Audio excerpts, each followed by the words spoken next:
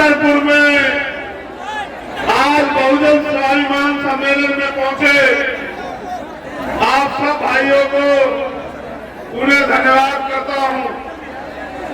मुझे एक बहुत जरूरी बात आपसे कहनी है। इस मंच पर हमारी बहनें जो महिला नेता हैं वो भी मौजूद हैं। हमारे आजाद समाज पार्टी के दोनों प्रभारी मोहन लाल जी और रविंद्र कुमार भाटी जी भी मौजूद हैं। यहाँ हमारे और तमाम नेता भाई सुनील अत्ते जी, सुनील बैरसिया जी, राहुल वाल्मीकि जी, सत्येंद्र सहगल जी, राजवीर जी, अशोक जी, देवजी अहिरवार जी, चंदन अहिरवार जी, तमाम साथी हमारे मौजूद हैं। भाई प्रदीप जी भी मौजूद हैं और भी हमारे सम्मानित नेता मौजूद हैं। रुपेश जी हैं, नीरज भाई हैं।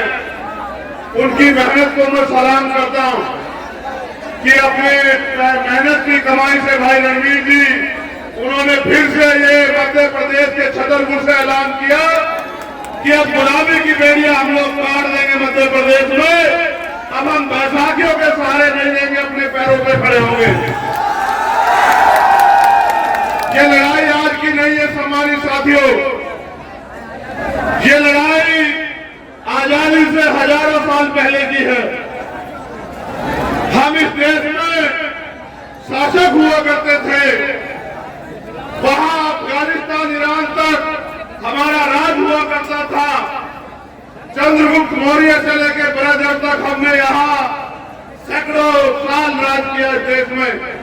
और जब हम लोग राज करते थे तो ये देश सोने की चिड़िया होता था। ना किसी को अन्न की, ना ढकने के लिए तन पर ढकने के लिए कपड़े की, ना सुरक्षा की, ना तमाम तरह की किसी परेशानी की, ना ही कोई गैर बराबरी थी। सब लोग मिलजुल के राज करते थे, सब लोग मिलजुल के रहते थे। ऐसा राज हमारे महापुरुषों ने देश में रखा। लेकिन सामाजिक साथियों, आपको जानना चाहिए कि जिनका राज हुआ करता था वो इस भारत में गुलाम क्यों बने। जब तक आप इस बात को नहीं जानोगे, तब तक आप अपनी ताकत को नहीं पहचानोगे। जब तक आप अपनी ताकत को नहीं पहचानोगे, तब तक आप अपनी हिस्सेदारी को लेने के लिए नहीं खड़े हो सकते। इसलिए आपको इतिहास जानना बहुत जरूरी। मैंने आपसे अपील की थी कि आप बैठ जाओ, बहनें बैठी है वहां। इससे समझौता नहीं कर पाऊंगा बहनों के सम्मान से। सब कुछ बर्दाश्त कर सकता हूं, लेकिन मां बहनों के सम्मान से समझौता कोई बर्दाश्त नहीं करूंगा। ये बात याद रखना। आप जानते हैं, एक मेरे परिवार में जब मेरी बहन की शादी में जो अपमान हुआ, वो अपमान मुझे यहाँ खींच रहा छतरपुर की धरती पे। मैं उस पर भी बात रखूंगा, लेकिन पहले इतिहास पे आपसे बात कर लूं। मैं आदेशित करके आपसे कह रहा हूं कि यहाँ बहनों के पास वाले लोग बिल्कुल ना खड़े हो, चाहे उनको कोई भी मुसीबत का सामना करना पड़े। आप महापुरुषों का खून हो, अपनी ताकत को पहचानो। ये वॉलेंटियर चुप होकर बैठ जाए नहीं, ये वॉलेंटियर बहुत परेशान कर रहे हैं। बैठ जाओ, उनको बैठाओ। तुम्हारा काम अब खत्म हो गया, समाज अपने आप रक्षा करेगा। बैठो। वो जो बाहर है उनको हटाओ उस बॉर्डर से। ये वॉलेंटियर बैठे, वॉलेंटियर बैठे। समाज बहुत ऊर्जावान है, यहाँ से बात बहुत अच्छे। ये वॉलेंटियर सारे बैठ जाए, अपनी रक्षा हम खुद करेंगे। बैठ जाओ, ये समाज खुद करेगा रक्षा। आप सुनो, मेरी बात पे गौर करो। आजादी से पहले बाबा साहब अम्बेडकर, फूले साहू, पेरियार, संत गाडगे जी महाराज, नारायण गुरु, संत छोटू राम, और आजादी के बाद महामना रामस्वरूप वर्मा, संत राम बी प्रजापति, बाबू जगदेव प्रसाद कुशवाहा, जननायक कपूरी ठाकुर, बाबू शिवदास चौरसिया जी, इन महापुरुषों ने अपने खून से इस आंदोलन को सींचा। क्यों सींचा, ये भी आपको जानना चाहिए। आजादी से पहले जिन लोगों के हाथ में व्यवस्था थी, उन्होंने बहुजन समाज के लोगों को न पढ़ने का अधिकार दिया, न नौकरी करने का अधिकार दिया, न जमीन रखने का अधिकार दिया, न बिजनेस करने का अधिकार दिया, न अच्छे घर बनाने का अधिकार दिया, न घूमने की आजादी दी, न संसाधन रखने का आजाद दिया। फिर हमारे महापुरुषों ने अपने बच्चों की कुर्बानियां दी। महामना ज्योतिबा फूले और उनके बाद छत्रपति साहू जी महाराज ने हमें पढ़ाने लिखाने का काम किया, हमारे लिए स्कूल खोले। फिर बाबा साहब अम्बेडकर ने पहले मिशनरी स्कूलों में, फिर उसके बाद जो यहाँ के स्कूल थे उनमें पिछली दरवाजे में बैठ के अपनी पढ़ाई पूरी की। फिर पढ़ाई करने के लिए विदेश गए और विदेश से पढ़ के आके आपके हक अधिकारों के लिए लड़े।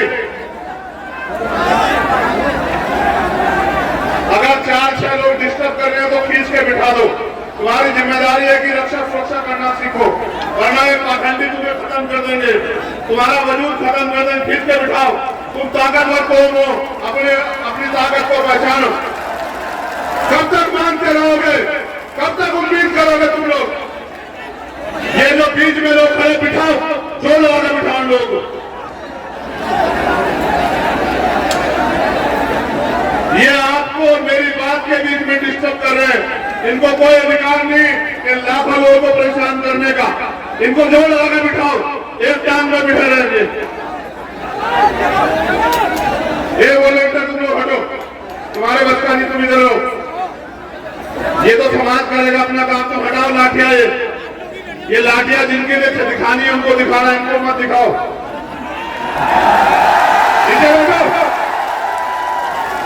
जो लगा के बिठाओ मेरे नौजवान साथियों, खींच के बिठाओ, खींच के बिठाओ।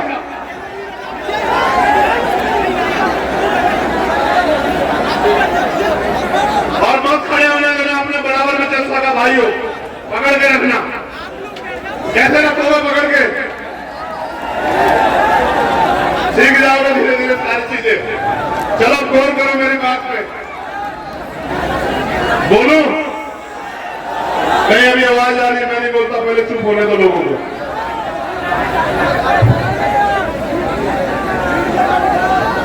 नहीं, पहले चुप हो जाओ आप लोग, तब बोलेंगे। अगर आप कहोगे नहीं बोलना तो नहीं बोलेंगे। पहले चुप हो जाओ बिल्कुल।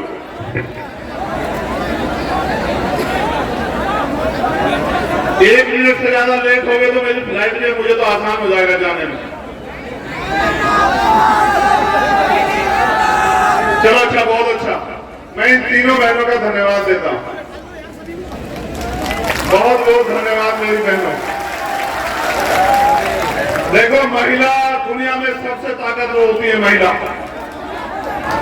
9 महीने अपने पेट में रख के बच्चे को जन्म देती है और खुद गीले सूखे में रहती है। इसकी शक्ति का कोई तोड़ नहीं है। मैं आज माता शक्ति को नमन करता हूं दोनों हाथ से, वो डटी हुई है।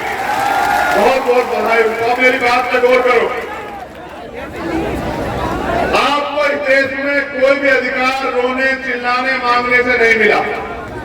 उसके लिए हमारे महापुरुषों ने कीमत चुकाई। मैं बात कर रहा था आजादी की। जब देश आजाद हुआ, व्यवस्था के कारण जो लोग गरीब थे वो गरीब रहे और जो अमीर थे वो अमीर रहे। पहली जो अंतिम सरकार बनी उसमें चुनाव नहीं हुआ।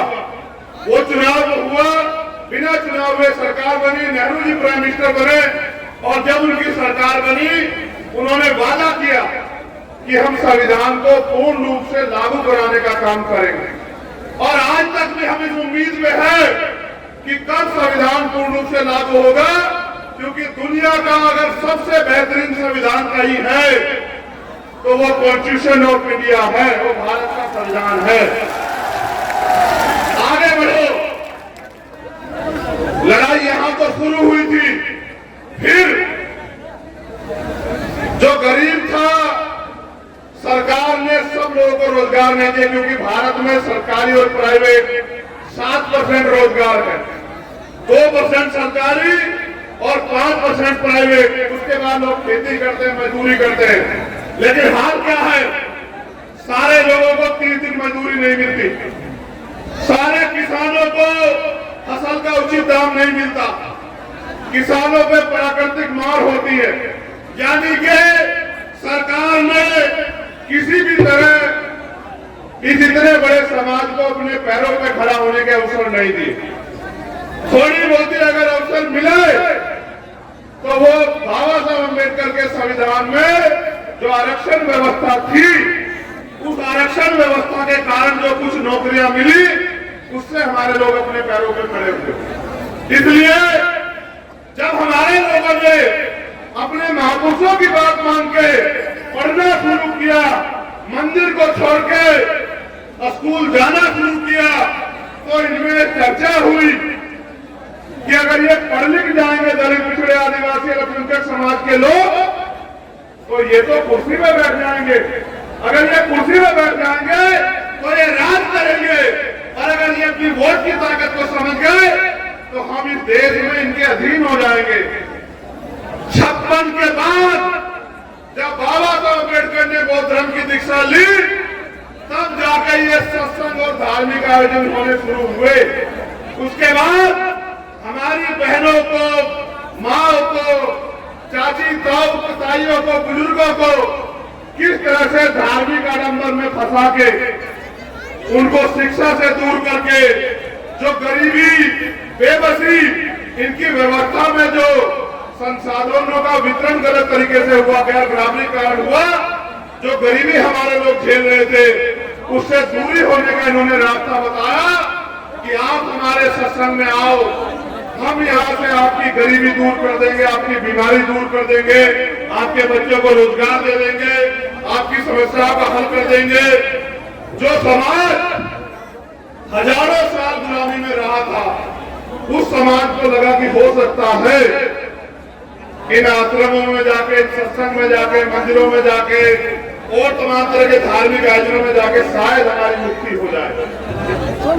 अपनी गरीबी को खत्म करने के लिए, अपनी बेरोजगारी को खत्म करने के लिए, अपने परिवार में जो बीमारी आ गई है, उस बीमारी को खत्म करने के लिए वो इन बाबाओं के पास जाते हैं।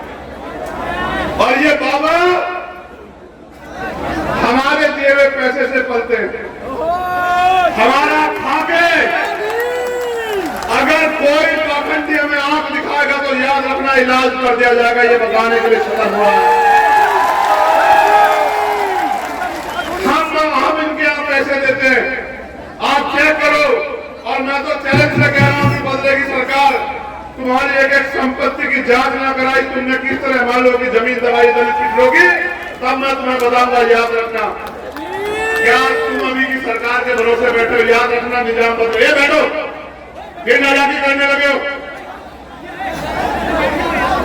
बैठ जाओ अपनी जगह।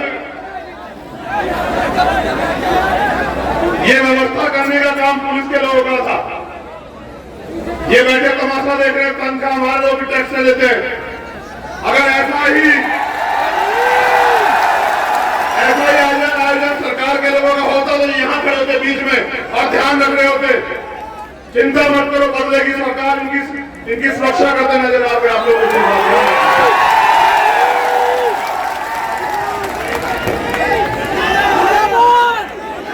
एक मिनट हो जाओ। तुम्हारे आसपास एक 10 साल का बच्चा होगा, उसका नाम है प्रिंस। क्या बच्चा करें? सफेद शर्ट और लाल पैंट। अगर तुम्हारे पास कोई 10 साल का बच्चा आसपास हो तो उसको मंच पे ले आओ। उसकी माँ आ गई है, उनको परेशान है, या बाबा की पर्ची की जरूरत नहीं है, आपकी पर्ची से काम हो जाएगा। देखो अपनी निगाह करके, 10 साल का बच्चा है प्रिंस, कहाँ है? ले आओ, ले आओ। अरे हमारा बच्चा, तुम चिंता मत करो, बैठ जाओ, आ जाएगा, आ जाएगा। ऐसा जरा बात सुनो, प्रिंस आ जाएगा, तुम्हें भी प्रिंस बनना है, देश में बैठ जाओ। ये लड़ाई तुम्हें प्रिंस बनाने की लड़ी जा रही है, चिंता मत करो। जो बात सुनो, गौर करो। फिर इसलिए ये हमारे लोगों को झूठे आश्वासन देते हैं कि हम आपकी जिंदगी में जो परेशानियां उनको खत्म कर देंगे, इसलिए उन परेशानियों से मुक्ति के लिए हमारे लोग इनके पास जाते हैं। फिर ये हमारा शोषण करते हैं, फिर ये हमारे लोगों को गुमराह करते हैं, और फिर ये हमें ही नीचा दिखाने का काम करते हैं। अब मैं आपके लोगों के पास पक्के मकान नहीं, मैंने बताया था आपको, हम लोग उसका डेटा भी तैयार कर रहे हैं। अगर आदमी कुत्ता भी पालता है तो उसके रहने की व्यवस्था करता है नहीं करता है बताओ। अगर गाय पालता है तो उसके रहने की व्यवस्था करता है नहीं करता है बताओ। अगर बकरी पालता है तो उसके रहने की व्यवस्था करता है नहीं करता है बताओ। पानी दे रहे हैं ये सरकारें आपको कुत्ता बिल्ली गाय बकरी से भी ज्यादा कमजोर मानती है। इसलिए इनको नहीं लगा कि जब बरसात आएगी इनके घर चुएंगे। ये बहनें जिनके सम्मान की बात करती है कहां रहेंगी? ये माए रात में जब बरसात आएगी कहां जाएगी जब मकान चुएंगे? इन्होंने आपकी परवाह नहीं की। ठीक है, इसलिए हमने कहा कि डेटा तैयार करो और हर जिला मुख्यालय पे हम लोग आंदोलन करेंगे।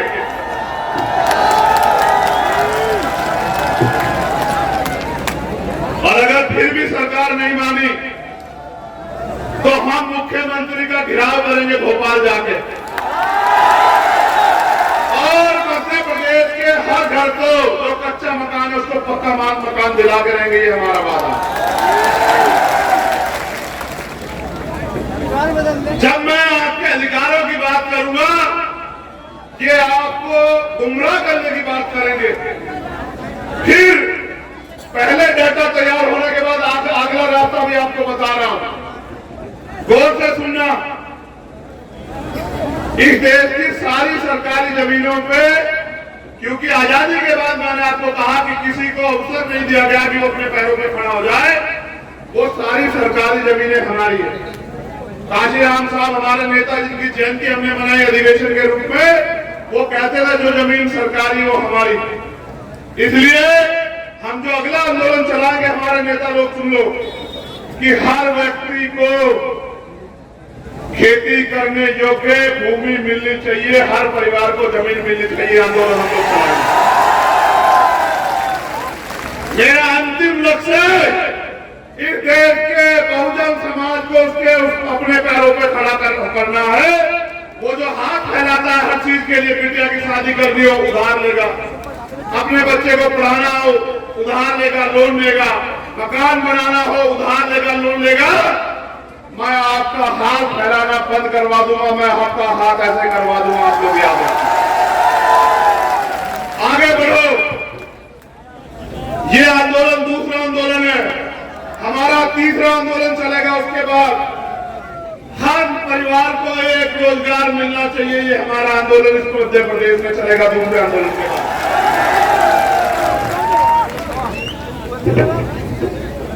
उसके लिए भी हम लोग इसी तरह से सरकार को मजबूर करेंगे, चाहे किराए के मकान में रहो या फिर अपने आंदोलन को इतना ताकतवर करो कि यहाँ इस मंच पे बैठे आपके बीच में बैठे गरीब के बेटों को भी आपकी लड़ाई लड़ने का अवसर मिले। और जिस दिन आपने इस बात को समझ लिया कि जिन्होंने 75 साल में आपको जानवर से ज्यादा कुछ नहीं माना, उनका साथ छोड़ के आपको अपने आंदोलन को, अपने संगठन को, अपनी पार्टी को मजबूत करना है, मैं उस दिन कहता हूं कि आपकी तरफ आंख उठाने वाला मध्य प्रदेश में कोई माई का लाल पैदा नहीं होगा। मेरा वादा। क्या दोबारा किसी सेना ने कहा कि हम आंदोलन करेंगे आपके अधिकार के खिलाफ? एक बार आपने ताकत दिखाई, एक बार में सबको पता लगा कि इनको मत छेड़ना। एक बार आपने ताकत दिखाई थी 2 अप्रैल को।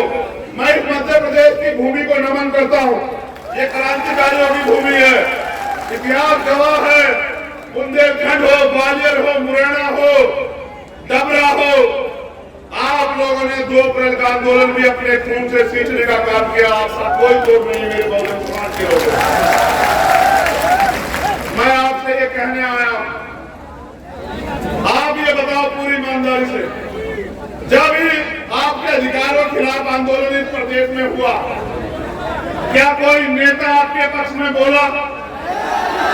अपने सच्चे मन से हाथ उठाए बताओ, बोला या नहीं बोला? नहीं बोला ना।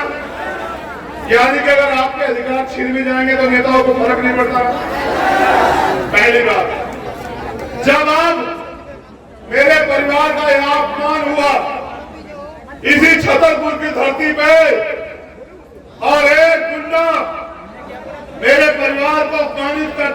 डराने का काम करता है। आप बताओ, कोई नेता बोला आपके पक्ष में जब तक बीमार भी नहीं खड़ी हुई?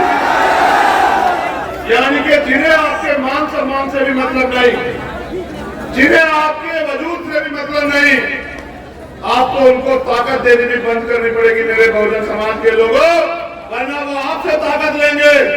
देखो, गौर करो मेरी बात पे, आप जिसको वोट दोगे वो ताकतवर होगा, ठीक है? जो ताकतवर होगा वो अपने बच्चों को ताकतवर करेगा। आप मुझे वोट दोगे, कौन ताकतवर होगा? मैं ताकतवर हूंगा तो तरक्की किसकी होगी बताओ?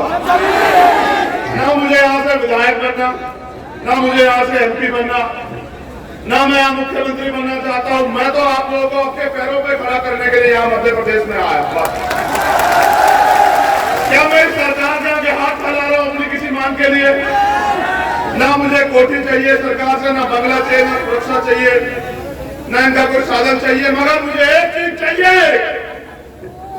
हजारों साल मेरे लोग अब इस देश में अन्याय का सामना करते रहे और मेरे रहबर बाबा साहब अम्बेडकर अपने 4-4 बच्चों को कुर्बानी देके गए।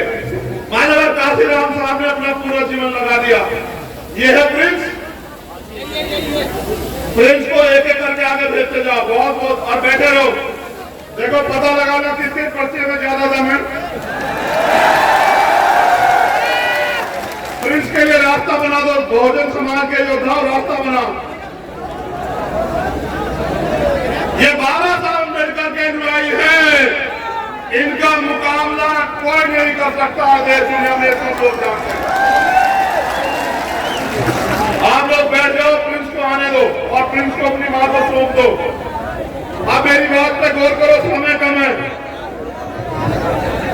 आप आज आए हो, यहां जाना चाहिए था उस गुंडे को जेल, लेकिन सरकार ने जेल नहीं भेजा। जब मैंने घोषणा कर दी, पहले मैंने भाई सुनील बैरसिया जी को भेजा, आरडी प्रजापति जी को, मैंने इनसे कहा भाई जाओ, ओबीसी महासभा के लोगों से कहा भाई जाओ और जाके देखो कि क्या है सही मामला। प्रिंस को भेजो, जल्दी अंदर भेजो, भेजो भेजो, बहुत अच्छे, ऊपर भेज लो, यहाँ से ऊपर ले लो। अब आप बैठ जाओ भाई, बैठ जाओ, समय कम है मेरे पास।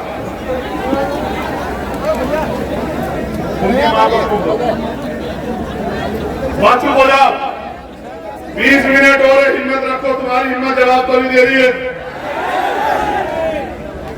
तो उसे पाखंडी को जाना चाहिए था जेल, उसका दिमाग खराब हो गया था। उसे लगा कि, सुन लो पहले, कि हम ही सबसे बड़े ताकतवर हैं। उसे लगना भी चाहिए, गलतफहमी किसी को भी हो सकती थी। हमारे यहाँ तो कहते हैं कुत्ता पालो, बिल्ली पालो, बकरी पालो, लेकिन गलतफहमी मत पालो। तो उसे गलतफहमी हुई कि वो शराब के नशे में गया और पट्टा पिस्टल जो भी हो वो लहराते हुए उसने हमारे लोगों को अपमानित किया, हमारे परिवार को बेइज्जत किया, हमारे लोगों को गालियां दी, हमारी बहन की शादी को डिस्टर्ब किया, उनको धमकाया। हमारे लोगों ने आगे बढ़ के जब मुकाबला किया तो मुकदमा दर्ज हुआ। जब मैंने घोषणा की कि हमारे 17 तारीख में सरकार सुन ले, इन्हें लगा, यहाँ के एसपी भी है भैया, मेरी बात को याद रखना एसपी महोदय, जिस दिन सरकार बदलेगी मुख्यमंत्री नहीं बजाएगा आपको। कानून के डंडे में बहुत ताकत है, कभी हमारी कभी तुम्हारी, याद रखना। मेरे लोग भी तुम्हारी इस चोट का जवाब वोट से देंगे, याद रखना। गौर करो, गौर करो मेरे नौजवान सिपाहियों, मेरे योद्धाओं। उनको पता था कि जब चंद्रशेखर आके लड़ेगा तो वो कहेगा 307 में पर्चा दर्ज क्यों नहीं किया। मैं वकील हूं, वो पूछेगा कि दफा 25 का मुकदमा क्यों नहीं लगाया, वो अवैध असला लेके घूम रहा था। बाबा जी ने हमारे परिवार को बुलाया, डरा, परिवार भी डर गया क्योंकि बहुत ताकतवर व्यक्ति है। मुख्यमंत्री उनके यहाँ बैठे रहते हैं, आईजी डीआईजी एसपी के यहाँ बैठे रहते हैं, उनको लगा इनके सामने कौन लड़ेगा। लेकिन जैसे ही ये नीले पट्टे वाले पीले पट्टे वाले उनके पास पहुंचे, फिर उसने कहा कि नहीं, टोर्च नहीं कट्टा था।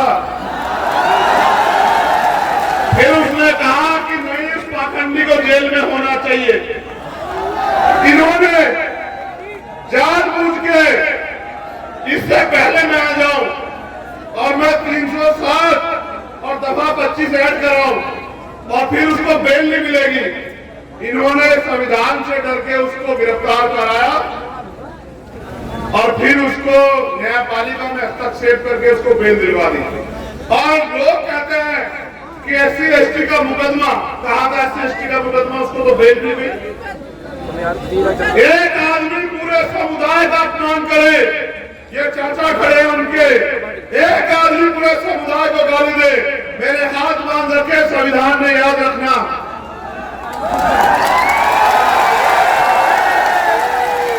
अगर संविधान को न मानता तो तुम्हें बताता कि अपमान कैसे किया जाता, याद रखना मेरी बात को।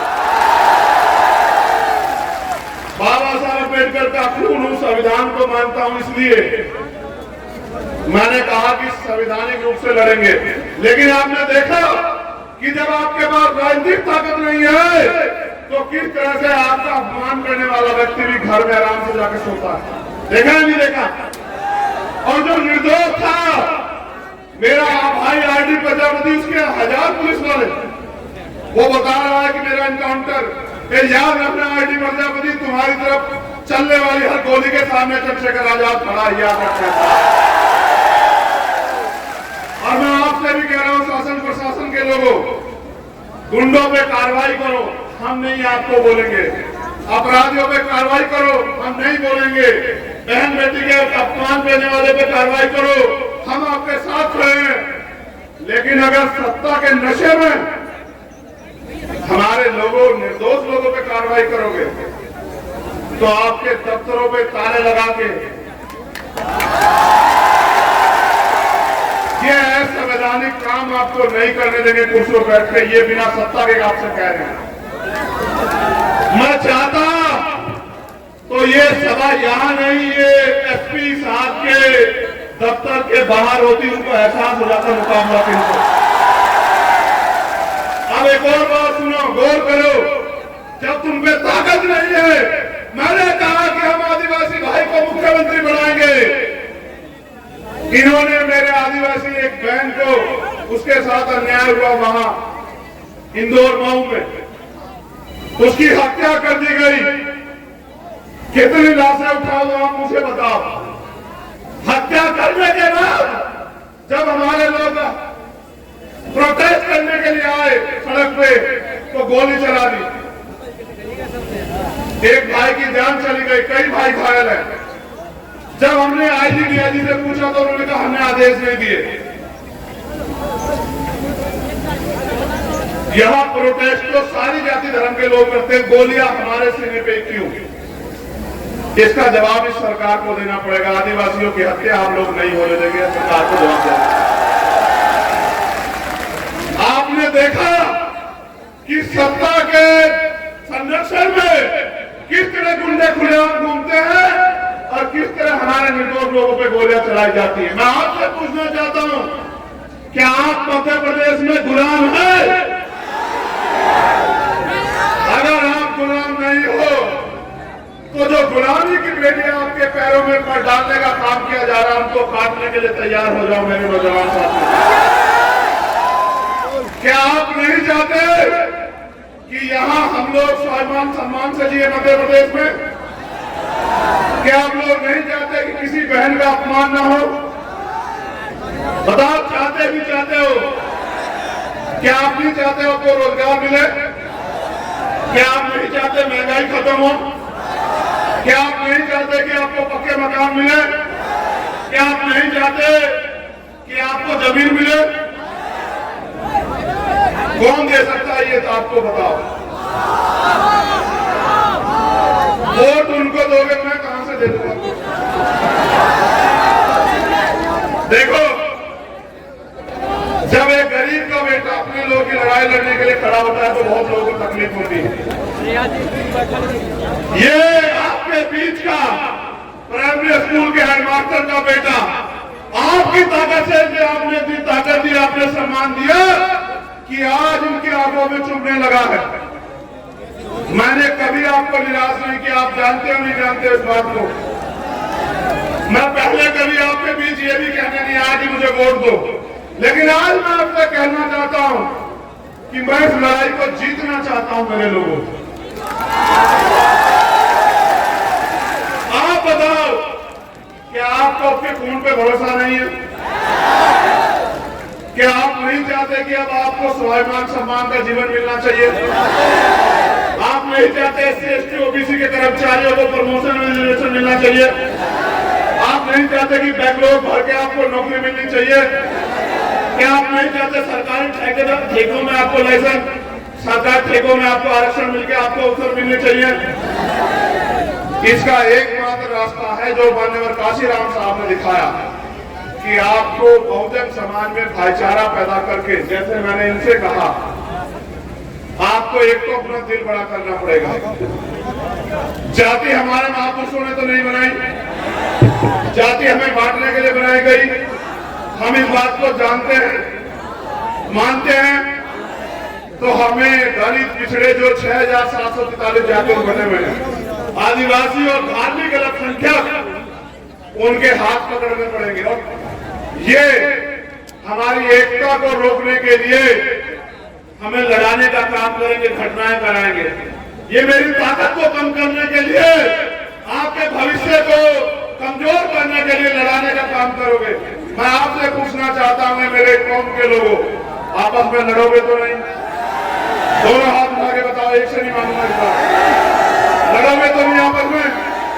चलो एक बार और बैठो। अगर इन ओबीसी वर्ग के मेरे भाइयों पे आंच आएगी तो उनका साथ दोगे? अगर मुस्लिम भाइयों पे आंच आएगी उनका साथ दोगे? अगर जैन सिख बौद्ध ईसाई पे आंच आएगी, पारसी में उसका साथ दोगे? अगर देश की किसी भी महिला पे, किसी भी जाति धर्म की हो, अन्याय होगा, उसकी लड़ाई लड़ोगे? ये तुम में मानवता है, तुम में मानवता है। तुम सबका सम्मान करते हो, लेकिन याद करो, हाथरस में जब हमारी बहन को जलाया गया, जिनकी सरकार यहां है उनकी सरकार वहां थी, और फिर उसमें न्याय के लिए इन्होंने किस तरह का हस्तक्षेप किया आपने देखा? क्या आप इन्हें माफ कर दोगे? क्या आप इनको आजादी दोगे कि अगले 5 साल ये मेरे लोगों की खून से होली खेले?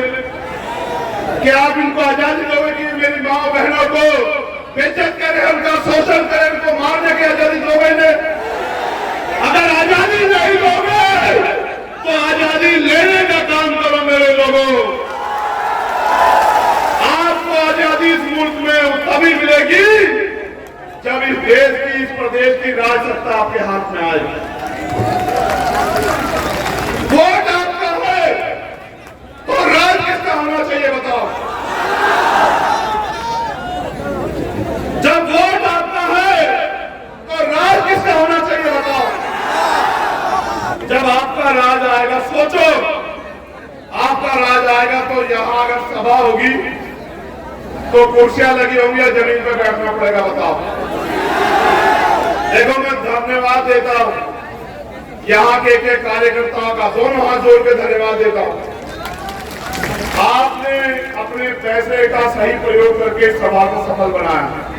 आपने जवाब दिया उनको जो ये कहते हैं कि एक गरीब का बेटा आगे नहीं बढ़ सकता, उनको जवाब दिया। आप मोटरसाइकिल पे आए, पैदल आए, और मैं जानता हूं, मैंने देखा आप भूखे पेट आए, मैंने देखा भूखे पेट आए हो, मैंने देखा आप इस जगह कम पड़ी है, आप अपने पैर पे खड़े हो। मेरे खून का एक कतरा आपके सम्मान में हमेशा जारी रहेगा, इस बात को आप याद रखें। एक कहावत है पंजाब में, सुनोगे? सुनाऊं? कहावत है, मन पक्के दूध दा कीपा, मन पक्के दूध दा कीपा। अगर कटड़े नू चुंगन नहीं मिलिया, इसको हिंदी में समझ लो, उस वोट का क्या फायदा? पहले उसको समझा दो। मन पक्कन दूध यानी के इतने सारे दूध का क्या मतलब, क्या फायदा अगर कटड़े को, भैंस के बच्चे को चूमने को ना मिले, उसका पेट ना भरे? इस आपकी वोट का क्या फायदा होगा अगर आपकी सरकार, आपकी सत्ता में आए? आप बताओ। वोट आपकी सरकार उनकी ये नहीं चलने दो मेरे लोगों, वो आपके बदन से खाल खींच लेंगे। वो ये क्या करेंगे बताओ? वो कल आएंगे आपके मकानों पे कागज लेके कि खाली करो, खाली करो, ये जमीन सरकार की है, बुलडोजर चलेगा। उनका बुलडोजर वो भी जवाब देंगे। लेकिन आप पे मौका आ गया, आप यहां आए हो, तो यहां से प्रण लेकर जाना मेरे साथियों कि इस बार किसी भी कीमत पे हम अपने भाईचारे को टूटने नहीं देंगे और अपने भाई को यहां से छतरपुर की धरती से ताकत देके भेजोगे। ये वादा करना पड़ेगा। क्या तो मुझे कहो कि कोई और परीक्षा बाकी है चंद्रशेखर आजाद, वो परीक्षा दो। क्या तो मुझसे परीक्षा लो या फिर मेरा साथ दो। मेरा साथ दोगे तो आजादी मिलेगी, अवसर मिलेंगे, स्वाभिमान सम्मान का जीवन मिलेगा, मालिक बनोगे। और मेरा साथ नहीं दोगे तो रोज अखबार पढ़ोगे तो यही मिलेगा, रोज खून के आंसू रहोगे। निकलो गांव में, मीटिंग करो, जाओ, मेरी बहनों को, माओ को बताओ कि अब उनके बच्चे, उनका खून मैदान में है, अब उनके सम्मान के साथ समझौता नहीं होने देंगे। आपको आज नहीं तो कल फैसला लेना कि आप यहां गुलामों की तरह जियोगे या मालिक की तरह जियोगे, ये फैसला आपको लेना। मैं धन्यवाद देता हूं हमारे एक एक कार्यकर्ता, नेता, साथी और समाज सेवी को, अपनी बहनों को स्पेशली। देखो, बहनों को एक बार नहीं कहना पड़ा ना कि बैठ जाओ। ये है मातृशक्ति का बल, उसका धैर्य, उसका समर्थन। इन मातृशक्ति को आपको जाके समझाना पड़ेगा कि अंधविश्वास, पाखंडवाद से बाहर निकल के बाबा साहब अम्बेडकर की मूवमेंट की तरफ चलो, फूले साहू की मूवमेंट की तरफ चलो। अगर बनना है तो बनो मां अवंतिका बाई लोधी, बनना है तो बनो मां झुलकारी बाई, बनना है तो बनो मां पन्ना भाई, बनना है तो बनो मां रमाबाई, बनना है तो बनो मां सावित्री बाई, बनना है तो बनो मां फातिमा शेख, और अगर बनना है तो बनो फूलन देवी। इतिहास आपको आपके गौरव से याद रखे। मैं अपनी बहनों से कहना चाहता हूं, एक कदम की दूरी है गुलामी की बेड़ियां काटने में।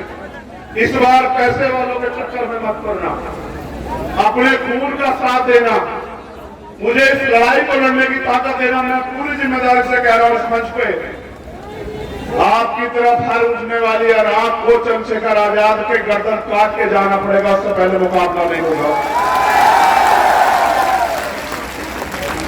यहां जो स्थापित दल हैं, उनके नेता आपसे आगे क्या कहेंगे? वो आपके रिश्तेदार भी होंगे। क्या कहेंगे? चंद्रशेखर आजाद को छोड़ो। अगर आपको लगे कि चंद्रशेखर आजाद आपका अपना नहीं तो छोड़ देना, मैं बिल्कुल कह रहा हूं। और अगर आपको लगे कि ये आपका है और इसको आपको ताकत देनी है, आपको मनवादियों के हाथों नहीं छोड़ना कि वो उसका कत्ल कर दे, तो फिर मुझे इस लड़ाई को लड़ने का अवसर देना मेरे लोगों। मैंने उस दिन भी कहा था भोपाल से, आपकी सारी मांगे जो मांग पत्र आप देते हो, मैं उसको घोषणा पत्र बना दूंगा। याद रखना मेरी बात। आपके चेहरे की उदासी, आपकी परेशानियों को मैं सींच लूंगा। मैं धन्यवाद देता हूं हमारी लीडरशिप को यहाँ की, वो बहुत मेहनत करते हैं। मैं उनकी एकता का धन्यवाद देता हूं। ये चाहे सागर वाले हों या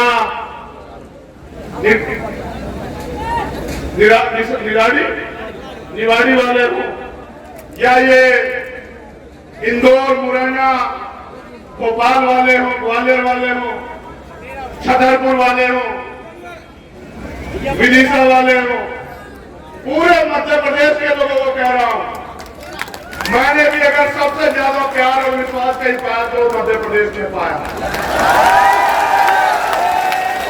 इस प्यार और विश्वास को ऐसे मूर्ति तान के राजनीतिक शक्ति में बदल दो मेरे लोगों, फिर देखना कि बाबा साहब अम्बेडकर का सपना क्यों पूरा नहीं होता इस देश में, मान्यवर काशीराम साहब का सपना क्यों पूरा नहीं होता इस देश में। आओ हाथ पकड़ लो एक दूसरे के, ऐसे हाथ पकड़ लो एक दूसरे के, खड़े हो जाओ अपनी जगह पे, हो जाओ खड़े, ऐसे करके और वादा करो कि हमारी एकता को कोई नहीं तोड़ सकता।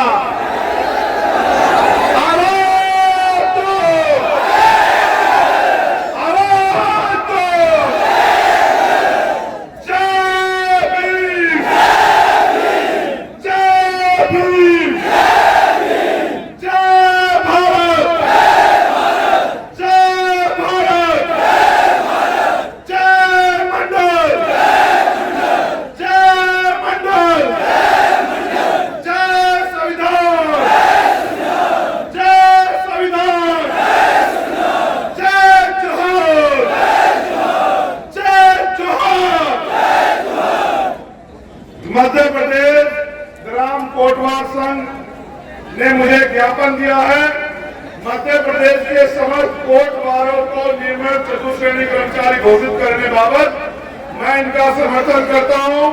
इनसे भी कहता हूं, आप हमारे साथ खड़े हो जाओ, आपके घोषणा मांग पत्र को घोषणा पत्र में बदल लगे जाओ। मेरे पास यहाँ हुए कई अन्याय की एप्लीकेशन आई है। एक मामला है छतरपुर का, ग्राम हमा में स्थित संत श्रोमणी रविदास मंदिर को राजस्व खतरा मसला दर्ज कराने बाबत मैं यहाँ की लीडरशिप से कहता हूँ, यहाँ के प्रशासन से बात करके इनकी इस मांग के लिए, इस मांग को पूरा कराने के लिए काम करें। पहली बात। एक मामला है जहाँ ये पुलिस अधीक्षक के लिए है, छतरपुर गोकुल में महेश रंजन की भैंस हमारे खेत में मूंगफली की फसल उसने खराब कर दी और इनके साथ अन्याय हुआ है। इनका मुकदमा लिखा है, इनको आरोपी गिरफ्तार नहीं हुए, इनको जान से मारने की धमकी दे रहे हैं। वरिष्ठ पुलिस अधीक्षक इनका संज्ञान ले, इनकी मदद कराएं। एक और मामला है श्री 1008 बिहारी नू मंदिर बमनोरा कला में दुकान दिलवाने बाबत इनकी भी मदद करें। एक मामला है, ये हमारे पिछड़े वर्ग के लोग इनमें आपस में झगड़ा हुआ है।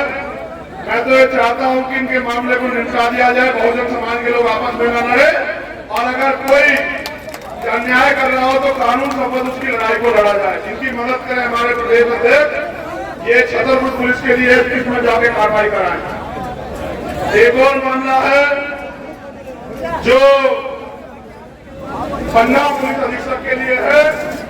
ये तो पन्ना जिला नहीं है, मगर हमारे नेतागण इसमें भी ध्यान दें, इसकी मदद कराएं। और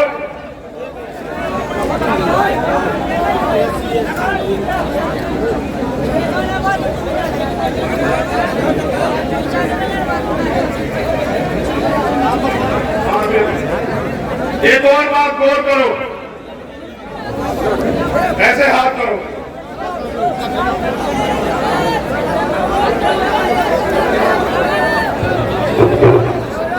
हमारे राष्ट्रीय अध्यक्ष जी की गाड़ी के जो ड्राइवर है अजय कुमार, वो तुरंत गाड़ी पर पहुंचे, जहां कहीं भी हो। अब हम दो संकल्प लेंगे, एक भारत की संविधान की प्रस्तावना को पढ़ के और एक मैं आपको दिलाऊंगा। उन दोनों संकल्प के तैयार हो जाओ। मेरी फ्लाइट छूट जाएगी ना मध्य प्रदेश के लोगों। मेरा काम छूटेगा और कुछ नहीं, बाकी तो छूट जाएगा।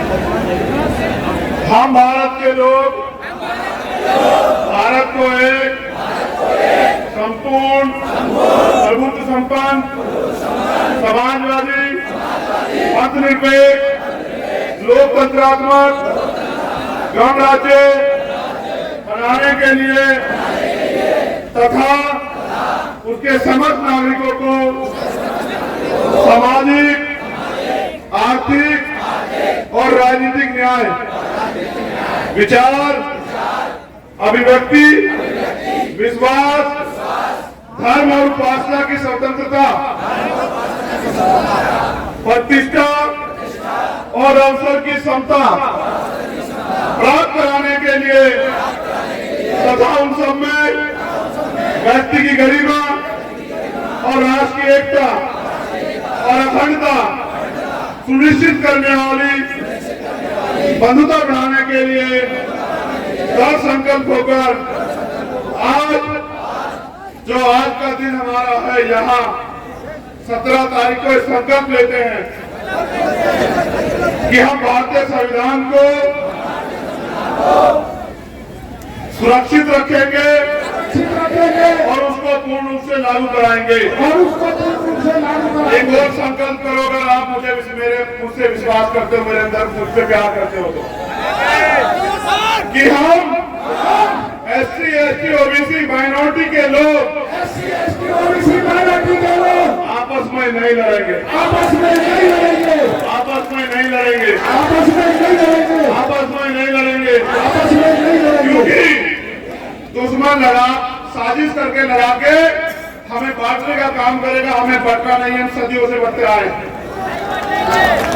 अगर आप इन धामों में नहीं जाओगे तो इन पाखंडियों की दुकानें बंद हो जाएगी, याद रखना भाई। वहां धर्म नहीं, धंधा चलता है। आप धंधे में शामिल ना हो, धंधा बंद,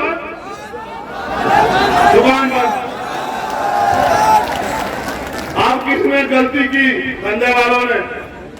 फिर आऊंगा छतरपुर,